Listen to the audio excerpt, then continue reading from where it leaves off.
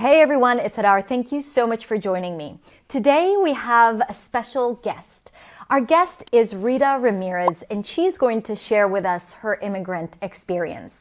Rita was born in Colombia, and since the day she can remember, she always wanted to immigrate to the US. However, life happened. She ended up finding herself as a single mother, working really hard to support her family. So she wasn't able to fulfill her dreams. It wasn't until she was 45 that she would immigrate to the US and fulfilling her dreams for the first time. In the interview, she will talk about how joyful she was moving into this new country, but at the same time, the struggles she faced trying to understand how to operate in that country without really speaking the language or feeling comfortable in it. She'll tell you about her first steps in this new country until today, where she owns her own business as a real estate agent. She has such an incredible and inspiring story about how life offered her lemons and she made lemonade out of it. And it is a beautiful reminder to all of us that it's never too late to live your dreams. So let's watch the interview. Hi, Rita. How are you doing? Wonderful, Hadar. Thank you. Thank you. I'm so excited to be here. Thank you for inviting me. Oh, thank you so much for being my first guest on this immigrant experience series. And I'm very honored to have you here. As I mentioned before, you have been my student for quite a while, and you have participated in 2 of my programs, and I've gotten to know you. And I know that there's a lot of things that people would love hearing about you and about your experience, and also learn a lot from it. So this is why I'm super thrilled to have you here. So thank you so much for being here. Pleasure. So let's begin by, the basics. Tell us a little bit about you and why you decided to immigrate. And when? Okay, it's a long story. Everything started since I was a little child.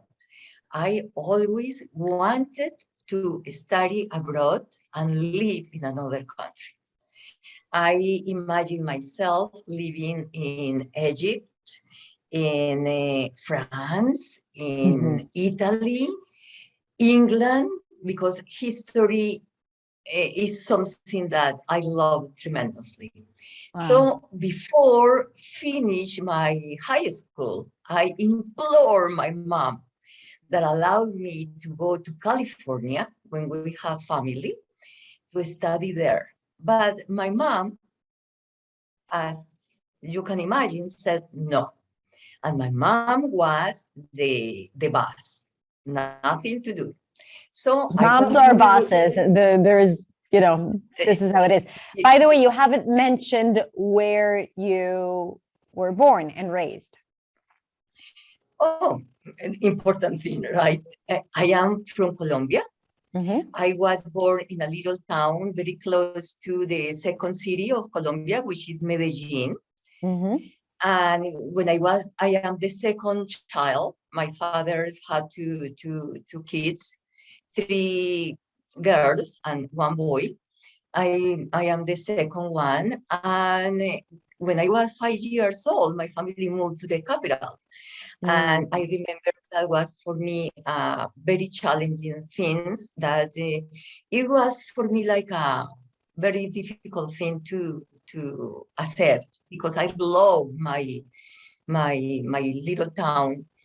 And I remember that I always wanted to study and be good at school. And probably for that reason was my dream to go out and explore the world, right? And learn another languages. I always imagining myself speaking, be a polyglot, something like that. So, but after my mom says no, definitely, I continue with my life. I went to the university. I started studying economics, and life happens, and I ended up in an early pregnancy and a marriage before 19 years old. Wow. So obviously my marriage doesn't last for a long time. And I found myself with alone. Then after that, I have another relationship, long relationship, trying to have a family, but nothing uh, go in the way that I expected. And continue with the life, being a single mom, taking care of my two kids at a time, study, working, and postponing my dreams. So when I was 45 years old, I was very fortunate because after finish my studies at the university, I was able to enter to a company, telecommunication company in Colombia, Telecom Colombia, and I was able to do all my career there. Wow. And when I was 45 years, I had the opportunity for an early retirement program. And I took that program because I wanted to do something different with my life. Wow. And I did, but life, as I told you before, throw us different things. And I think that I'm totally convinced that my migration has to do with two things. First of all, with a deep dream that I had since I was a little kid, and with circumstances that the universe put on my way. One was the early retirement. Another was very unfortunate and painful. My dad was killed by the guerrilla in my country. And the grief was so deep and moved inside of me many things that I thought was were healed, but the reality was totally different. And then my kids, now grown up, they were living by themselves. So at that point, I found myself alone with the big responsibilities that I had before when my kids were with me, and with the pain for the loss of my father and the change of the working status, because after I retired, I tried to find a job in my country, in Colombia. But there, after 30 years old, you are too old to find a job, nothing to do. So at that moment, I started thinking about myself. And I say, oh my goodness, that could be my opportunity to travel a little bit, to learn languages, to do something, right? So I was planning to go to England because I had the opportunity before, while I was working in telecom, it was a gift for life to me. I had the opportunity to live in Italy for 6 months and know some interesting places, but always wanted to come back to Italy and come back to England. So I planning to do that, but I was talking with my aunt in California, and I decided to go to visit her and family and friends, right? And by doing that, I reconnected with friends, and I knew who was to become my husband. So things happened, and then I found myself living in California. So at the age of 45, when the opportunity introduced herself because of all the circumstances that you mentioned, up until that point, you've never traveled to the US. Yes, I traveled. You traveled to the US. But so you traveled to California, but you never lived there for more, like it was never more than a short trip. Every time I travel, I was thinking, I like that, and I reaffirm the desire to do that. But I knew that I wasn't able to do that because I have a big responsibility, right, with my kids. So always postpone. Yeah. So little by little, I start to reconnect with my deep desire, what I want to do with my life, especially because I knew at that time that depending of my style of life is gonna be how is gonna be my golden years. So I wanted to be very active, intellectually, physically, so doing a lot of things. But as I told you, unfortunately, the loss of my father was something that propelled me clearly to find something different. Mm. And yeah, I think that I finally decided to move because, yeah, it was something meant to be. Yeah. Wow. So where did you move to? I moved to California. I traveled to California. Yeah, Where in moved to California? in California, Los Angeles County, Mm-hmm. in a city known as West Covina, in West Covina, California. And I remember that one of the things that happened to me, just because knowing that I was planning to travel, I started taking classes of Mm. English, even though that from school every time English has been always very important in our education, but never in the way that we really need.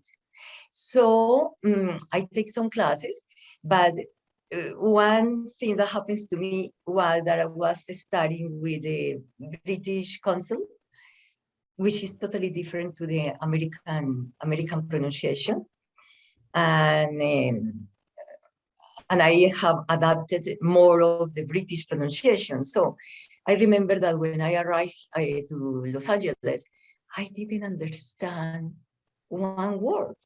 And that was my first thing, Wow. thinking, oh, yeah, my goodness. So this idea starting settle on my mind. Oh, you are not gonna be able to speak in English. You this, this the undefeating feeling. So it was difficult for me, but fortunately I was able to take some classes, and little by little. But one big difficulty for me was that the family and the social network was always speaking in Spanish. Mm.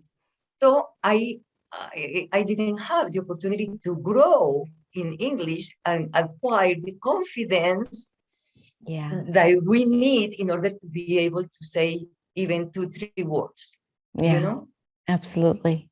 So let me take you back to the when you had moved, like the first 6 months, because the dream of immigrating to a different country is, you've had it for so many years, and then you moved and reality struck. Like, for example, like you said, I did not understand people, even though I thought I knew English, right?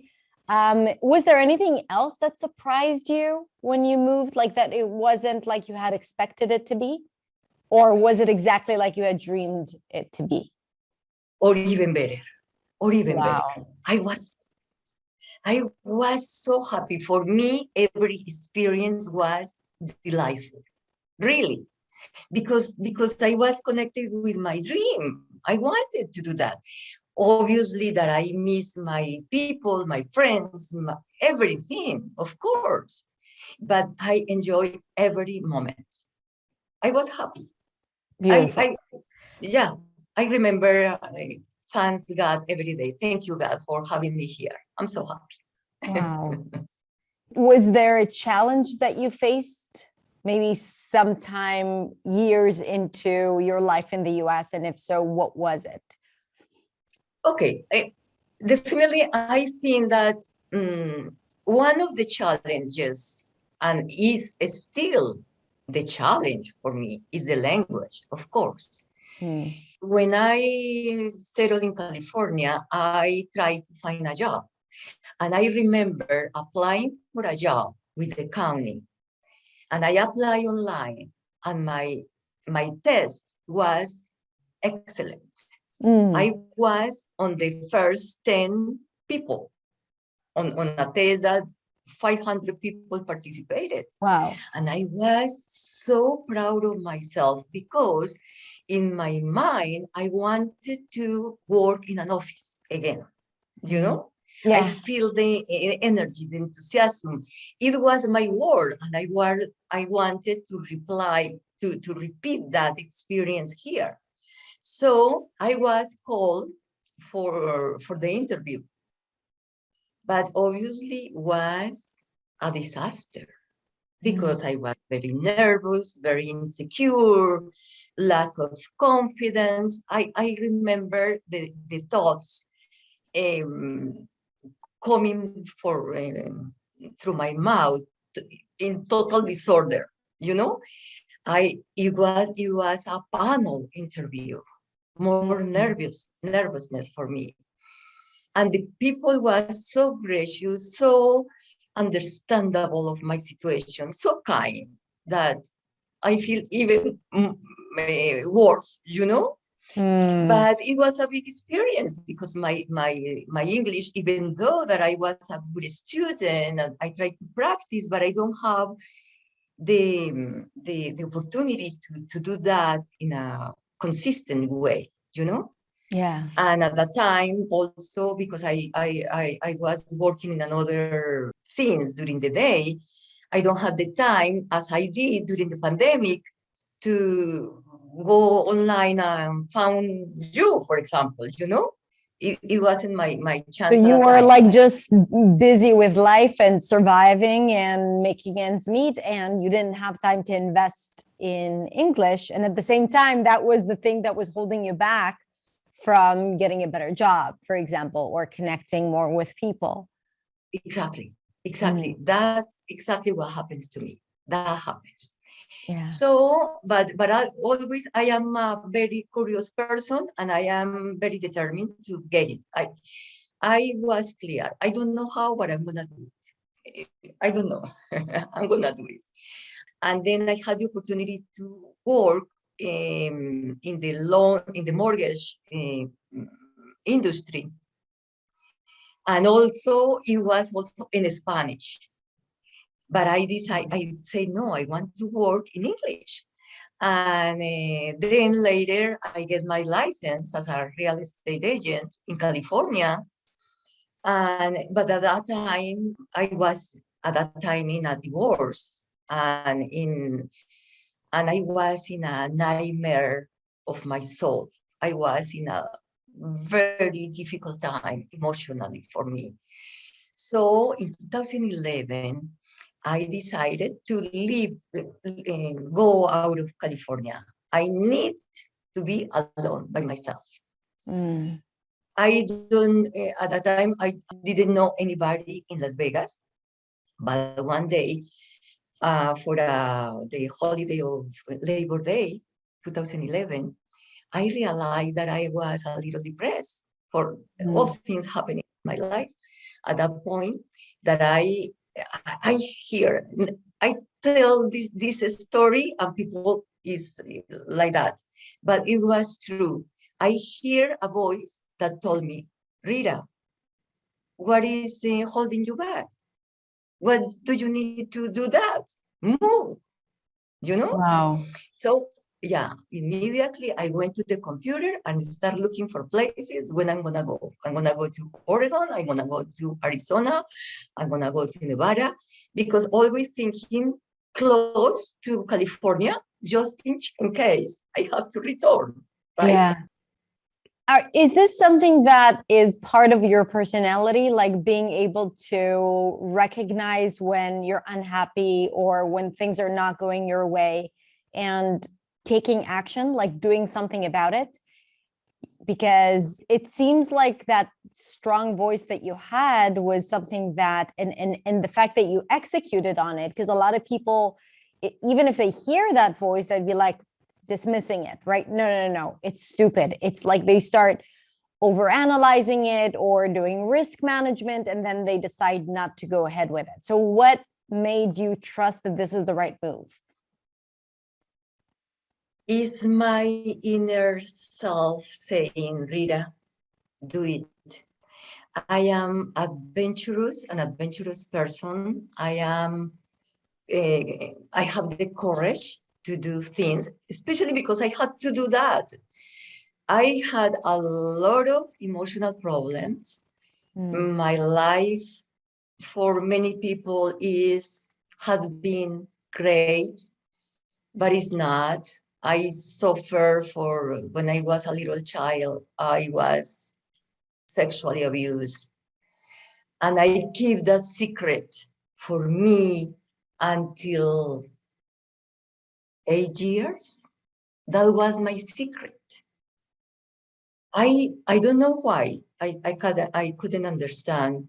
Now I can speak about that freely because the healing has been so deep, so profound that I talk about that if I had, right? Like in this conversation. And this is a very painful thing, not only because you feel the shame, you see what I did, I deserve this, the guiltiness, the shame. Oh my goodness, a lot of things, right? But I wasn't able to speak my voice, my truth at that time because I don't want to generate problems, I I don't know, but emotionally I was very conflicted, very responsible in the outside, apparently very successful, apparently, but inside of me the suffering was so deep, so deep, so deep.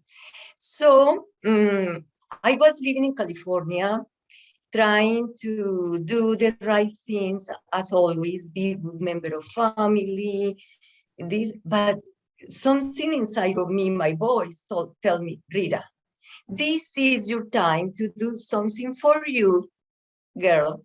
Do something for you, not for your kids, for your mom, for your family, no, it's you.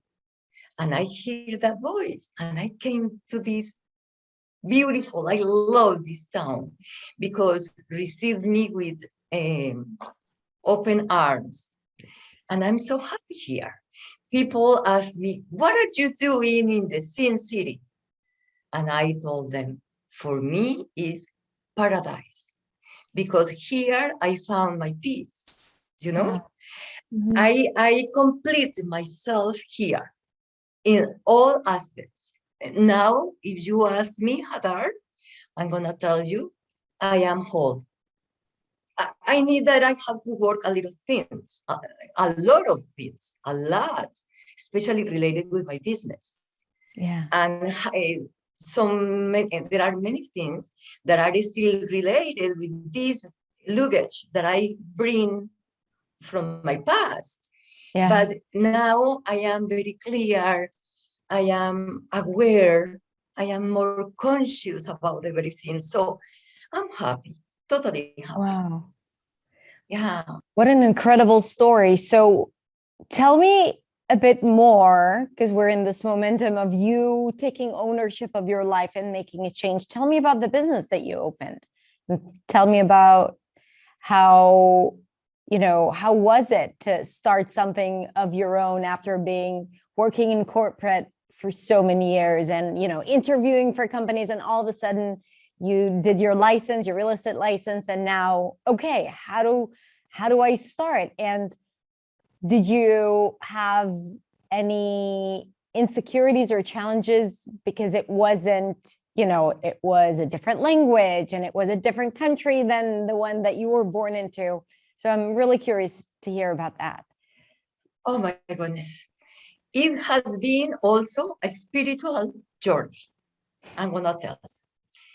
I wanted to work in office because here in the States, because that was my learning experience before. And at a certain point, I felt attracted by the thing that make a lot of people going into real estate here in the States. Oh, you are gonna be your own boss. You are gonna earn tons of money. Is the best of the world, right? The American dream. Exactly.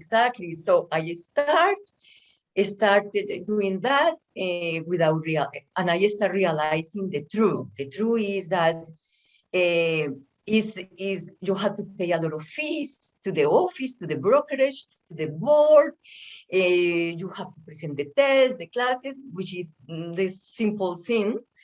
But then you have to find your clients. Oh my goodness, how is that? Okay, and you work by phone at that time, which is basically telemarketing, right? Yeah. Cold calls. Hey, you want to buy, you want to refinance, you want to sell, and receiving no all the time. And that is hurting your soul at a point, right? So, but I say, no, I have to do. And little by little, I was getting some clientele in California. But you know, California is too big. California is, even though that I was raised in Bogota, which is the capital of Colombia, it's a big city, but never compared with Los Angeles County. My goodness, this is humongous. So in order to find my clients, I remember in 2010, 2011, I was driving from Santa Clarita from extreme 2-3 hours in one way. So because it was being so difficult for me, this style of life, moving all around Los Angeles County without the success that I wanted. On October that year, 2011, I moved to Las Vegas. You know, I say, okay, I moved here, and obviously I have to work. So I start working in another things just for having an income. But on the back of my mind also was the thing about being entrepreneur, being by myself, because was also very strong desire.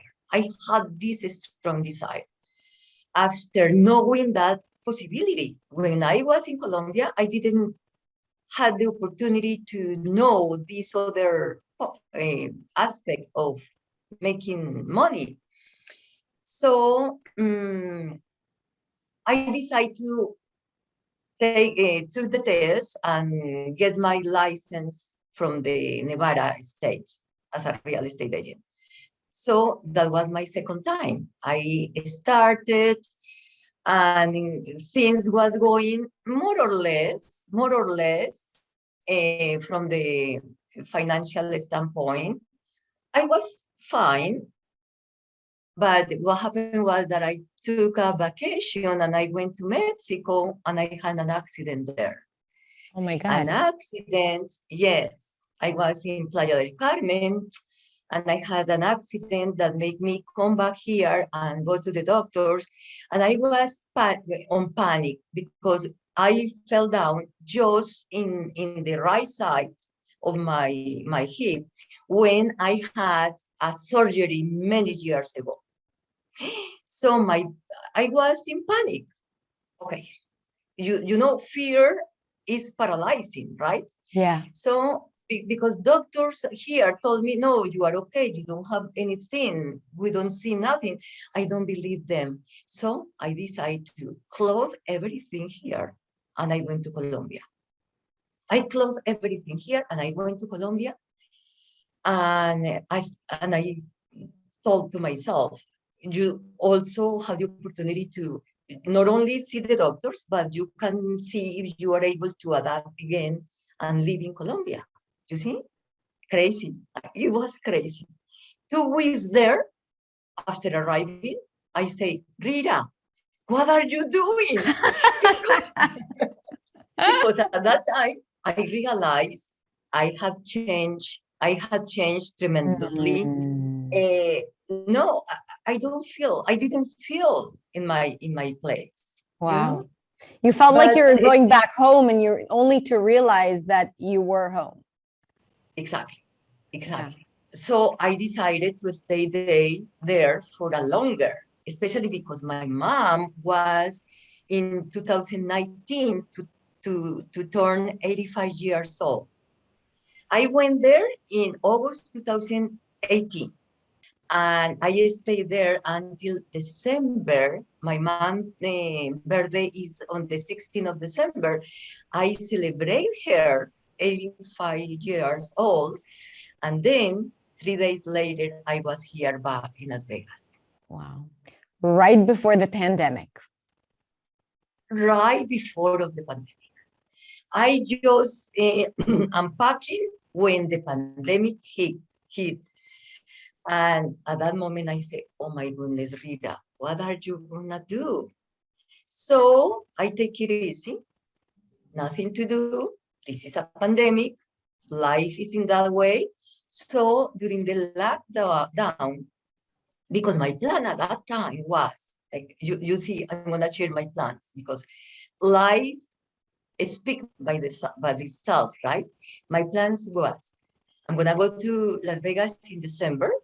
I wanna come back to Colombia in May because I have to make some transactions, something, and I thought that I need to be present to do that, and then I'm gonna take a, oh my goodness, I'm gonna come back to Italy. That was my dream, and when the pandemic hit, so I started watching YouTube, and I saw you, and I was one of the best things that happens to me because I start working on my English, studying for the classes for the real estate license. At that time, I need to renew my license. Wow. And I did. So now, in this particular moment, I am in the third chapter of my real estate career. This is the third chapter. And because the absence of confidence of my English, I lost a lot of opportunities, obviously, because more, as you said, more than speak well is the confidence that you project. You know, that is the most important thing. If you say one word wrong, but you are confident to accept the mistake or to correct, that project a different image. But the truth is that I wasn't preoccupied for how people look at me, but my inner critic was so extreme, so loud, that was holding me back. Yeah. You know? Yeah. And this is my, if I can say definitely to anybody that are planning to migrate, oh, please study English, obviously, that is important, knowing the thing, but work in your confidence. That is crucial because you are going to interact with people from all around the world. All people are like you. It doesn't matter what is the color of the skin or the circumstances. We are all equals, right? But we need to be certain with ourselves, right? So yeah, that would be my best advice. I think that we need to work in ourselves. We study a lot of things, right? History, economic, business, but we don't take the time to study ourselves. And I think that is the most important thing. We need to know ourselves better in order to do better. Yeah. Right? This is so true and such wise words. And, you know, I often say that when people work on their English, sometimes they're so obsessed about, you know, doing the work and showing up, which is amazing because you really need that. You need to show up consistently. You need to build habits. But at the same time, you need to be in touch with yourself. And when you feel like it's too much or you need a break, it's so important to take time off, to invest in self-care, in your well-being. Because when you grow personally and even spiritually, I think that it really elevates your English without actually doing the English work. Because ultimately, English is all about you showing up as yourself. And if you don't feel connected to yourself, or like you want to hide parts of yourself, I think that is manifested immediately in English. And I think that this is, English is just a reflection of you. And if you're unhappy with your English, yes, definitely there is some English work to be done. But like you said, I think that the inner work and the mindset and the confidence, all of that is such an intrinsic part of doing any type of language work. Would you agree? Absolutely. Yeah. This is the most important thing. Yeah, definitely. It is.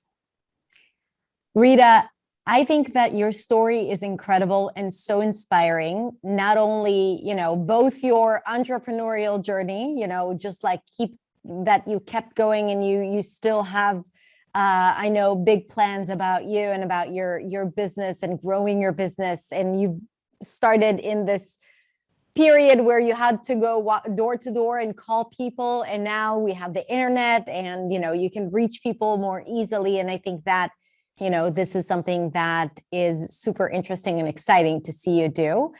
But also, all the different cycles that you had in your life, both as a child and then as a single parent, and then, having that chance to move again and to relocate at the age of 45. I think, it's never too late to live your dreams. This is what I take from our conversation.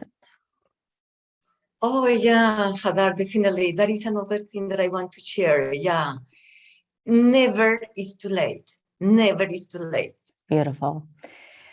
Rita, thank you so much for sharing your story with us today. And thank you for all the beautiful insights and words of encouragement and for the advice that you shared with us about, following your dreams and having trust and courage, because obviously it has worked out for you. Thank you for being an incredible member of the community, and thank you for today. All right, that's it. I hope you enjoyed this episode. If you like this immigrant experience episode, make sure you subscribe to our channel, because we will be sharing more and more episodes about the immigrant experience and also interviews with guest experts who would provide advice and tools on how to make that immigrant experience as easy and beautiful as possible. Thank you so much, Rita, for sharing with us your beautiful story and for being so vulnerable. And thank you all for being here and watching. Have a beautiful day, and I'll talk to you soon.